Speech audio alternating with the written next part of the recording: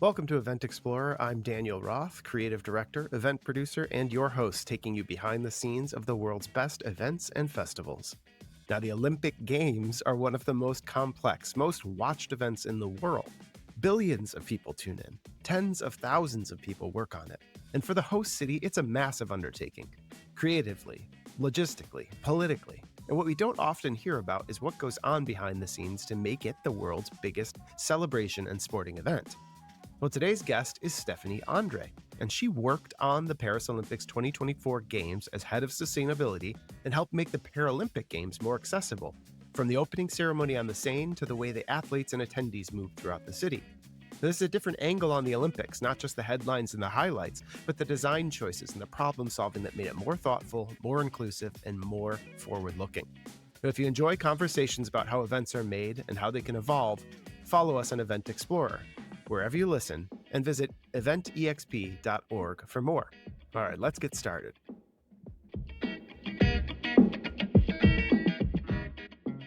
All right, welcome back. Today, we are honored to welcome Stéphanie André to Event Explorer. As the live event industry faces growing pressure to be more sustainable and inclusive, few moments have tested ambitions quite like the Olympic and Paralympic Games in Paris in 2024. In this episode, we'll explore how Paris 24 set bold new standards for energy use, materials, and accessibility, and what the rest of us can learn from it. Stéphanie, thank you for joining us today. Thank you so much for having me, Daniel. I'm very pleased to be here. The world saw your work last year, but France has been seeing your work for a long time. I'd love to hear a little bit before we dig into Paris about your background and how you reached the area of sustainability as a major focus in your career. Well, I came to event production in a pretty roundabout way because I began in audiovisual production because I was obsessed with music videos. That was like my MTV phase. I don't know if you had one too. So I ended up working at a film production company, and they had just bought an event agency, and they needed an extra pair of hands on a project. So I tagged along, and that's when I really caught the events bug. And from there, built a career wearing many hats in event design, writing, project management. And eventually, I became associate director at a French agency called Double Two, where I was in charge of a major account for a big German car brand, and we produce over 100 events each year for them. So this is on the corporate side of things, that we're doing car launches, we're doing big internal meetings and these type of productions? Yes, and well, that was huge. We were like a team of 15 persons full time, and of course, with big events like auto shows, the amount of waste we were creating was really hard to ignore. And that was really my first wake-up call about the environmental impact of the field. And I remember we even used to organize driving sessions on frozen lakes in Finnish Lapland. I'm a bit ashamed to tell about this now. Until one winter, the lake simply wasn't frozen anymore. So that pushed all of us to dig a bit deeper.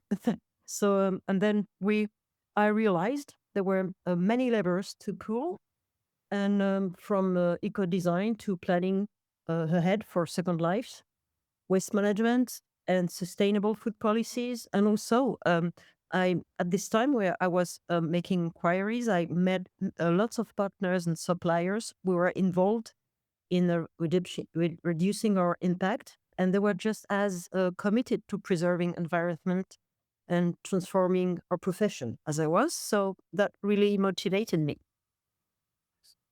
So And this recognition came at such a crucial time. The science is now telling us what we're experiencing ourselves, that the climate is changing, we're having an effect. You're experiencing this firsthand with your events.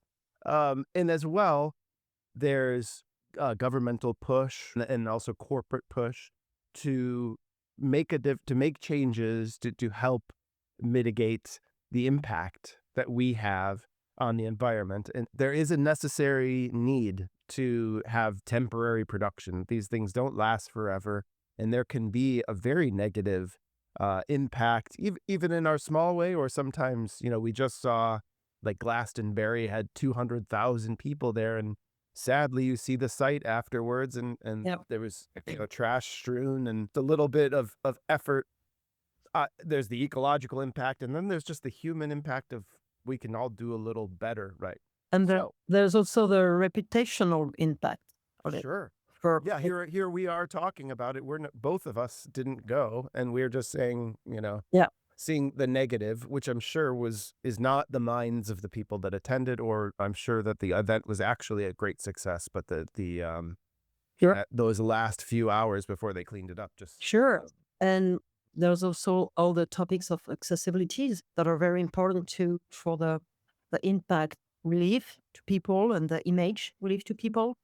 So, but we'll talk. I'm sure we'll have sure. the opportunity to dig a bit deeper into that. Yeah, so the Paris project was so large. Let's dig in. Let's move to it quickly, because bringing the Olympics to Paris is a work of love and heart for the French people to show off the community, but it is also work. And the French government within the European Union has goals towards sustainability and the need for accessibility that have to be regimented now on such a large scale to produce an event that brings in 1 million people or something, probably over the course of both.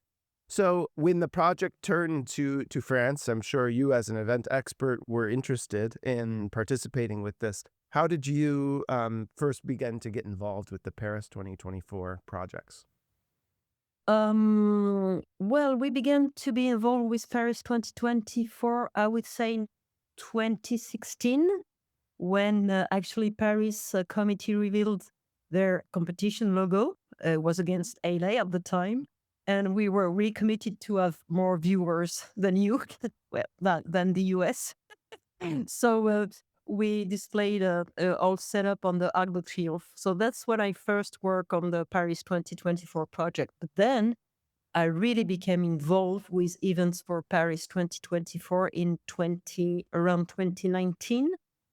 And from the very beginning, we were very close to sustainability and accessibility strategies of the organizing committee. And well, from the beginning, from the very first moments, their ambitions were huge. I don't know. You want me to sum them up? Yeah. Or yeah. Well, for sustainability first, they aimed to cut the carbon footprint of this edition of the Games by almost 50% compared to previous one, in line with the Paris Agreement. So that was very ambitious, and they've finally succeeded into cutting the carbon footprint by 2 using like already built infrastructures, and also because we are lucky enough to have decarbonated energy in France. And on the accessibility side, they wanted to make sure these games were truly and completely open to everyone, with the same level of comfort and usability for all, following universal accessibility principles. And of course, for us, providers of Paris 2024, that goal had to be reflected at every level, from infrastructure design to transport solution and systems, to digital platforms, to even massive training for hosts and volunteers. And of course, it had to be implemented from the very first seconds of the edition. So from the ceremony on which I worked. So these are, yes, for every moment of the Olympics. So these are two different, not different, but intertwined, but separate kind of teams or roles. Sustainability is, let's look at sustainability first. So we have the city of Paris is the backdrop, for this, and the staging ground for it. And it is not something that is purpose built to host shooting ceremonies, a swimming competition, we have the construction of kind of these permanent buildings, right, that now become useful to the city and to the country. But then there's so much temporary structure. One thing that was so impressive on the opening was and throughout the event was the use of the Seine River. Let's look at that piece particularly. How did the Seine River I know there was a big effort to clean up the river, and then it was used as part of the storytelling device. How did that factor into your work? Well, in several ways. First, I had nothing to do with the cleaning of the Seine because it was a political commitment from the Parisian mayor Anne Hidalgo. She actually bathed in the Seine, which made us quite laugh. But just because seeing your mayor in a bathing suit is funny, but she actually did it, which was quite bold. And also, yeah, of course, that had major consequences to choose and decide to set up a ceremony on the River Seine. Of course, well, it's the top of the beautiful things we can show about Paris are located along the Seine, but it's also it also implies to create the biggest stadium ever built. Mm.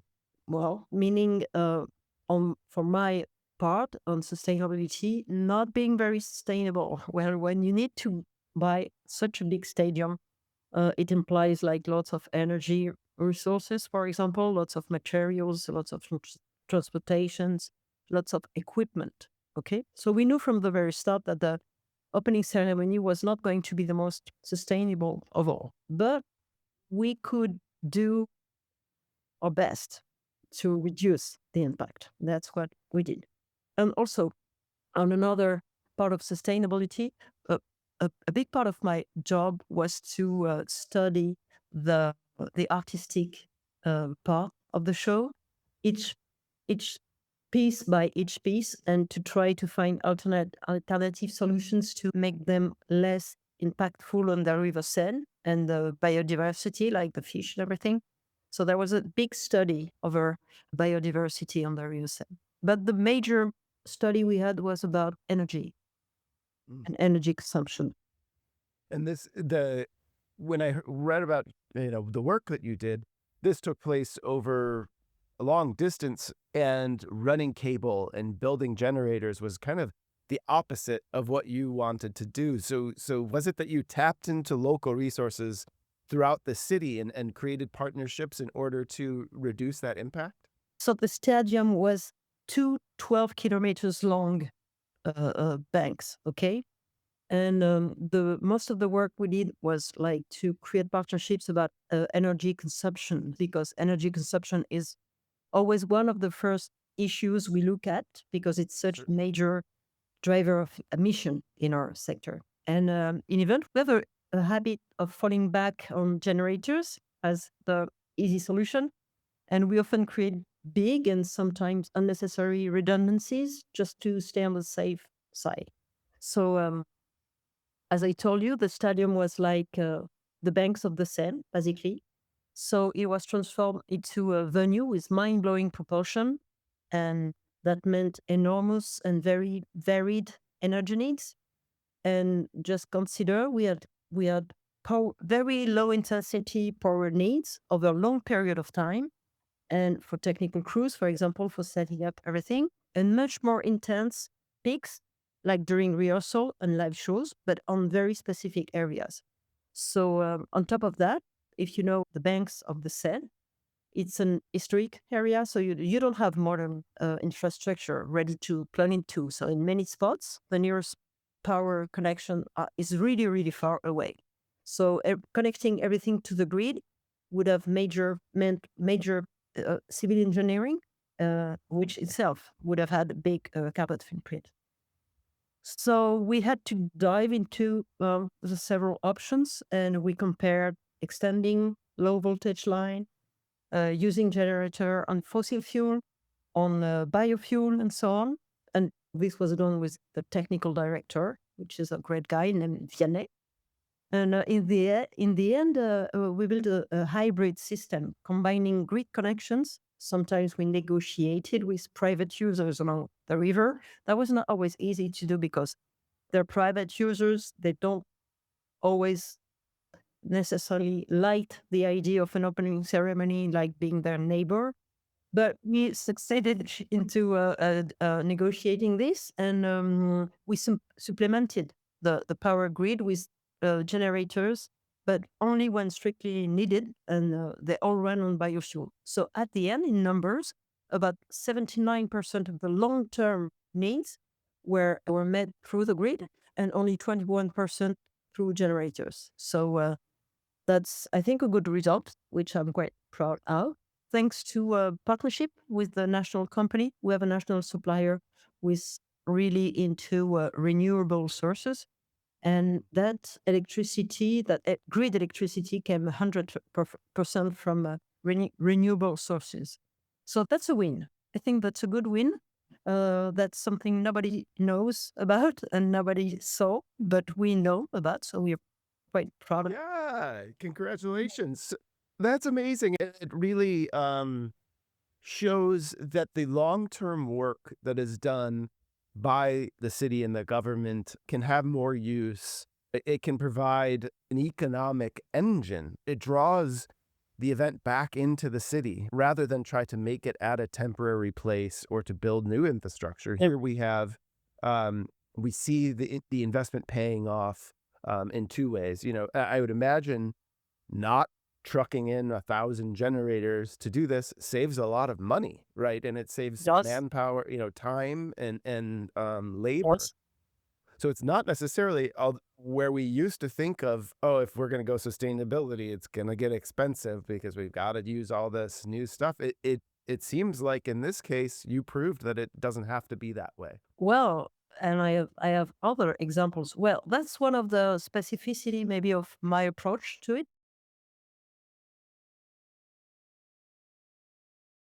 Since I really come from the production management and from project management, I really know the reality of the field. So I know it's going to be easier to have everybody agree on a solution if it works, if it's convenient, and if it's cheaper. So once you can demonstrate those three pillars, everybody is okay to test and implement the solution. That's also true for example, transportation. And on the ceremony, we for part of the stands and the seats, once after the dismantling of everything, I'm quite proud because we used the rail freight to move some of the biggest pieces, especially the stands and the bleachers during the dismantling, so that avoided a massive quantity of road transportation. Also, you were responsible for educating workforce of thousands of how to be less environmentally damaging, right? So throughout their work to be conservative, how just a slice, because I know it was so much work, of how did you go about kind of training people or getting it in their minds to be more cognizant of being sustainable or to meet these goals with you? Well, well, first, I think the minds have changed about that, so they're Mm. much more open to like having a conversation with me, and they don't see me like arriving like, no, I don't want to talk with you. And so first things first, like go and talk to people and understand what their issues and problems are, and so they can also understand what yours are and make friends with them is always a good idea. And also, we add lots of suppliers ourselves because we gathered suppliers to produce the ceremony, as all event producers do. So we needed also to make sure that our suppliers would respect the environment and would respect our commitment to this. So I made a guide, I call it like respectful worksite guide, like Okay. with rules and what to do and what not to do. Was really easy, like 6 pages, but every member of the teams on the site had to have read it and agreed on reading it and agreeing on the basic rules of the common working site and respect the site. And also in Paris, there is a very harsh policies about respecting the trees and the biodiversities on the banks of the Seine. So it's always necessary to remind everyone that there are fines that are issued to people who don't respect the trees, and those fines can go up to 10,000 euros. So that that is quite a solid way to make people understand that they cannot do anything they want. Yes, I It think works. so. Yes. Pretty And persuasive. I recommend it. I you find get that works. you get some backup there from the gendarme, Yes, to help yes, you. we do. Yeah. So, on the sustainability, before we move, I really want to talk about improving accessibility for the games as well. But on sustainability, moving forward in your work, are there some major lessons that doing such a big project inform even, your day-to-day work as well? Oh, so many. Sure. So many, so many. Well, on big scale events like this one, I would say even a small change, it's like the butterfly effect. I don't know if you use this term Hmm. in the US, but even a very small change, both positive and negative, can have a major effect at the end because the multiplier scale is so big that if you make a good decision or bad decision, that could change the whole face of the project first. Second, um, key lesson for me is the complexity of governance with like 1,600 suppliers, 6,000 people within the company that was producing, with freelancers and everything that was producing. So the coordination and the way to communicate between each other is like something not to be neglected. And also, but everybody knows that in our field, anticipate as much as you can because you never know what's going to happen. Hmm. Very good. Very good. Yes. But and some things have to be anticipated, like the second life of materials. For example, if you don't anticipate, you won't find a solution after the dismantling because we all know what happens at dismantling. People just want to rush with it and get over with it.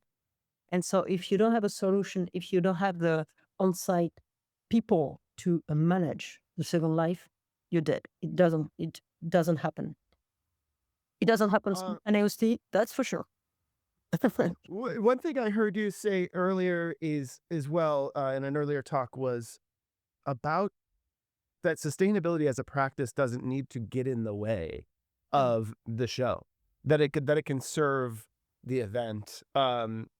Was the team very collaborative as far as this way, and did they see benefits as well? Someone who's saying, "I just Yeah. need to make the biggest spectacle I can. Why are you telling me Yeah. don't put up barriers to me?" That kind Well, of thing. first, I think my job doesn't have to go in the way of creative uh, Sure. people. That's for sure. Like artistic comes first all the time and always. That's for sure. But I think also the change is already underway, and at least that's what I saw and what I see here in France. Like, Mm, well, we have the laws about environment and to guarantee accessibilities, but there's also a generational shift and young producers, young logistic managers, young project managers, they are much more aware than we of these issues and way better trained that we used to be. So they don't consider that I'm getting in the way. They're very open to finding solutions as long as I can confirm them that it works, it's cheaper, it's reliable. It won't it won't turn their world upside down. sure. Oh, that's good to hear. So Yeah. the kids are in the moving in the right direction, Well, and they'll guide the industry, I hope moving so. forward. I hope so. So moving on, that's such a key point to talk about both sustainability, and then you had the role in creating accessibility for the Olympic ceremonies and the Paralympic ceremonies, and that's such a daunting task. Obviously, with any event, you should be making inroads for people with accessibility needs, but this isn't, the main focus on so many events that we produce. But it should be, and when you bring in something like the Paralympic Games, you need to be so cognizant of the wide variety of people that are going to be needing access and needing to experience this, from their own perspective. Everyone has different needs, and we need to serve them as best as possible to create an equal space for everyone to. And in this case, you worked on the opening ceremonies. Tell me a little bit about how that is somewhat maybe different than some of the other ceremonies that we talked about that you've produced, and kind of what innovations were required to make this as best as possible suited to the audience. Well, that's very true because usually when I work on accessibility topics or on a project, for example, we aim to like host maybe 10, 15, 20 disabled people that we want to welcome correctly and for which we want to improve their comfort. But that's not the same when it comes to a Paralympic ceremony. And that's a very good way to tackle this issue on a much bigger scale. And yes, accessibility was a huge challenge over the Place de la Concorde. I don't know if you know Place de la Concorde, Danielle. Do you know it? Yeah. Yeah, kind of a big meeting space, right? Yeah, it's far, far, far from being naturally accessible. And I so see. one of the biggest issues was just simply making it possible to move across it.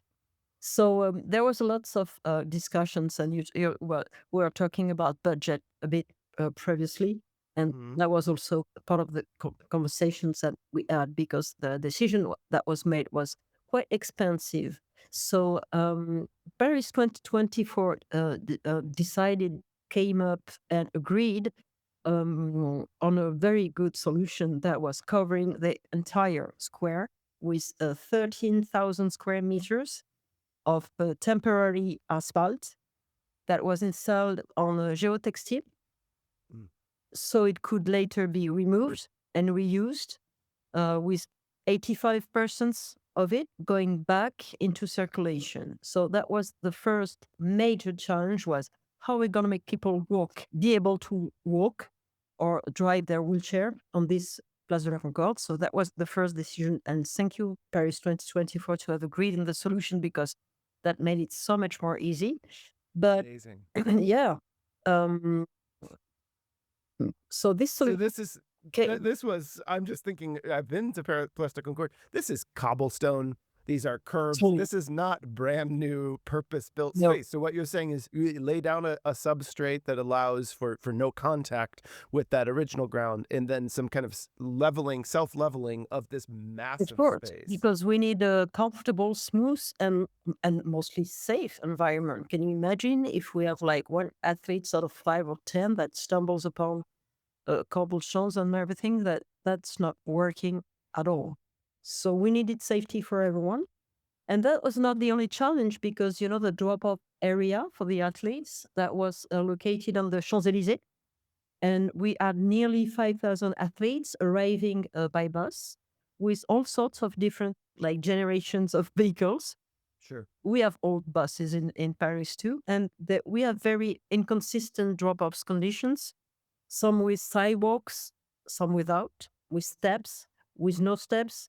Well, so we had to build around, maybe I would say, 1,500 square meters of custom designed drop-off bays, so all the athletes could get off the buses safely, comfortably, no matter the bus or its layout or their disability. So that was the two major challenge, I would say, was about like physical accessibility to the site. Then there was another challenge. That was a personal challenge because I had never done that before.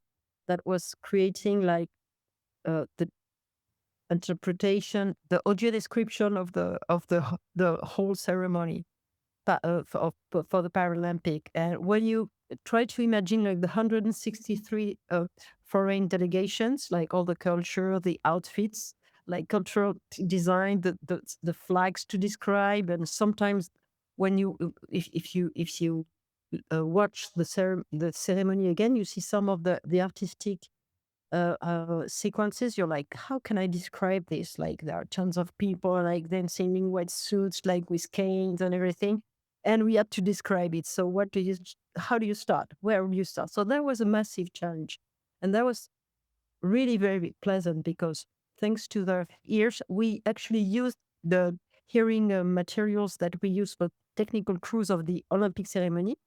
We gave them to the Paralympic athletes, and so those who needed it could follow the ceremony with the audio description both in French and in English. And they really liked it. So that was really pleasant for Wow. us. We had really, really good feedbacks of the audio description of the live. I had never done that before. And I'm it's done, usually it's done on TV. And I'm sorry, some of the people who listen to your podcast do this kind of audio description, but I think it's often like monotone and quite of a bit boring because it has to describe with um, uh, um, Color, maybe. no Yeah. color. Yeah, Yeah. no. So this is I adjusted to look at this in scale. So these 4 visually impaired attendees, you are live describing the action on stage, which is if I'll post some links or photos. It's not very straightforward, let's say. This is very French artistic expression. And then we also have the expression of this 100 plus Really? delegations of their costumes, of the colors they're wearing, of the Well, movements they're plus making. you have the artistic vocabulary, diplomatic, cultural. You need to be very specific and very careful with the cultural differences. So yeah, that was like a tricky one, but that was And there's kind of a chain there of the main description, and then I imagine this has to be translated into numerous languages as well. no, it was only for the audio description. It was only French and English. Okay, okay, two, even Well, a lot. yeah. Come on, Yeah. that's enough. Well, I so amazing. I mean that you've made the point several times in our conversation, and I applaud you for it. I mean, yeah, it's work, but it as well. It's not something you're a large part in making this event sustainable and accessible, but it's not something people see every day. So you're making a difference to the one person that this is the biggest moment perhaps of their life, and they're here at the ceremony. They know they've spent a lifetime not being able to see what everyone else can. And then in the biggest moment of their life, they get so much more of that experience because of the work you're doing, right? That they feel so much more a part of it. That's fabulous. That yeah, the millions of people watching on It's very moving sometimes. But yeah, I I'm touched think by that. live TV didn't use our audio description, and I think that's too bad because I think our Oh, audio description was much better. We put so much time and effort into it, and yeah, that's very moving to have the feedback of the people yeah. on site that were so moved that we did that for them, and that was honestly that was fun. That was fun. Very Yeah, good. we had lots of fun. Yeah.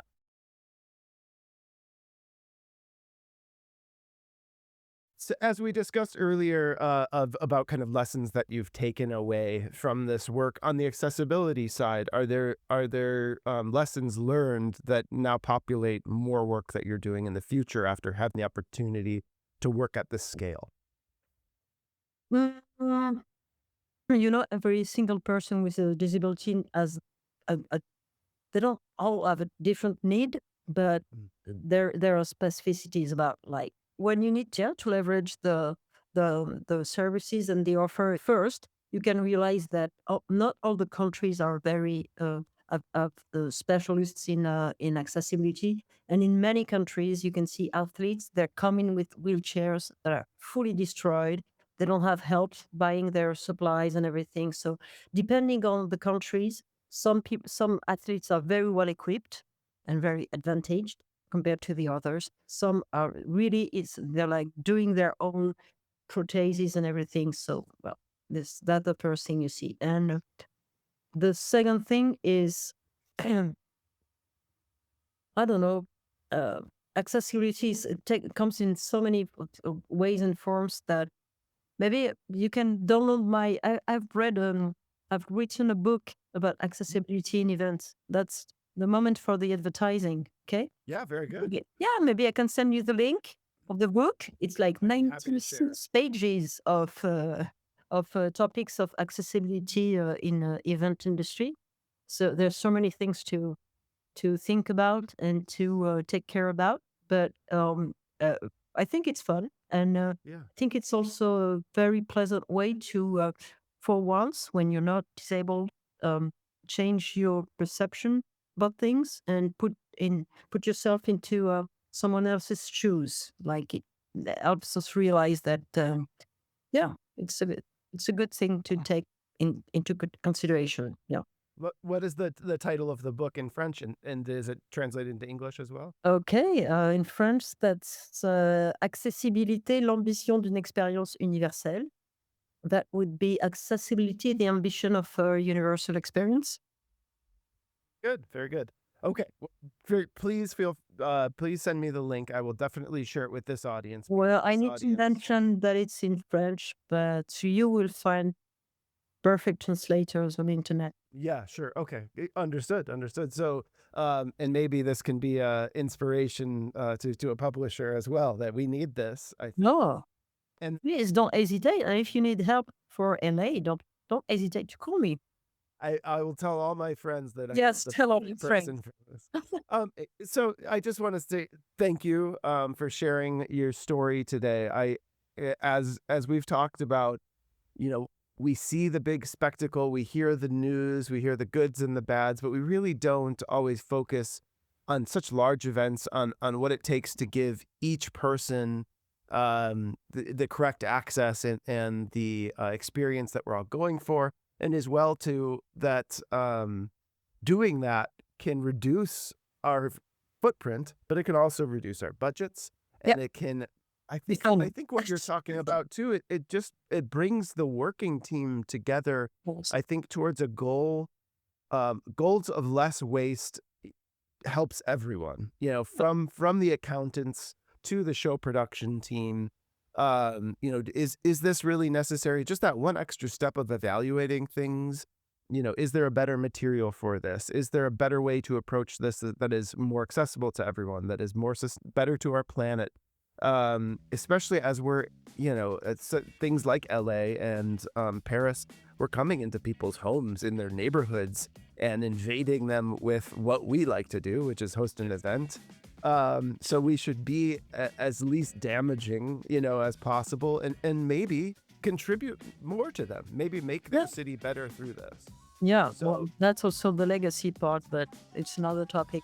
But well, and like every professional wants to be proud of what it creates and what it does and how it does it with the team. So yeah, I think it's plus it can also be fun and quite creative to find solutions that work and don't cost more money. So that's what I like about it too. You really need to be pragmatic and creative sometimes. yeah, good. Well, very good. I think your story is inspiring. I'm looking forward to seeing how your work continues to inform, you know, such large events in order to just create things that are more effective and continue the sustainability journey that we are so needed on. So Yeah. thank you for taking the time today, and I'll be sure to share the book link and the rest of your work. I'll send it to you right now. Merci. Thank you, Daniel. Bye bye.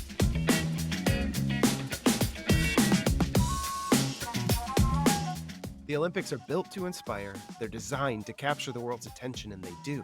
And behind all of it is a team trying to get thousands of details right. What Stephanie shared today is a reminder that big change happens through those details, choosing different materials, training crews differently, designing for real people with real needs. Paris 2024 was a great success on many fronts. Stephanie's work, done behind the curtain, helps shift the standard for what an event of that scale can do to reduce its environmental impact and who it can include. If this episode gave you something to think about, share it with someone you work with or someone who loves events. And don't forget to follow Event Explorer and check out past episodes at eventexp.org. Until next time, I'm Daniel Roth. Happy exploring.